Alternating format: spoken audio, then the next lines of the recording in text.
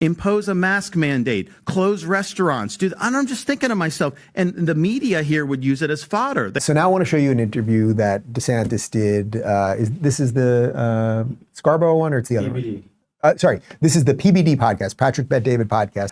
Patrick brought up COVID and policy and things of that nature with the governor. Take a look. It was a very tough season where, you know, even Obama, Biden, none of these guys had prepared for a pandemic. The only one that knew a pandemic was coming was a guy named Bill Gates. Everybody else is like, well, yeah, but here's the thing. You don't know. That's true. And I think there was a lot of uncertainty in March of 2020. The question is, what about November of 2020, December, January of 2020? What should he have done? What should he have done? He should have fired Fauci. He should have held these people accountable for being wrong, for lying to the public on all these different issues. The corrupt medical swamp in D.C. was a total disaster. I'll tell you what they also shouldn't have done.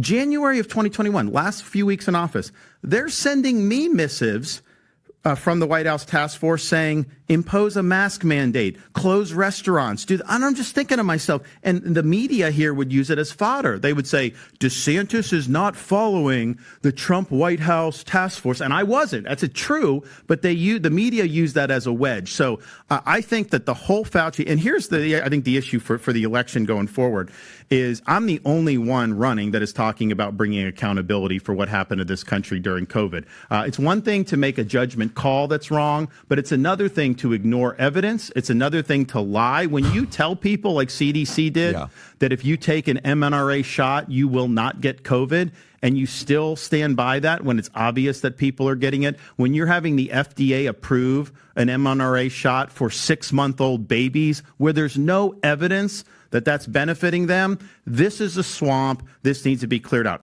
You know, we can endlessly rehash COVID and everything else, and sometimes watching some of the old videos of it, it's like, we've been through this already. But what he's really right about there is that he will bring a reckoning. Do you realize, guys, that we will go through this again and again and again, whether it's COVID or COVID-7 or a zombie apocalypse or World War III or whatever else they want to lie to us about or anything, until we actually have a reckoning with these people.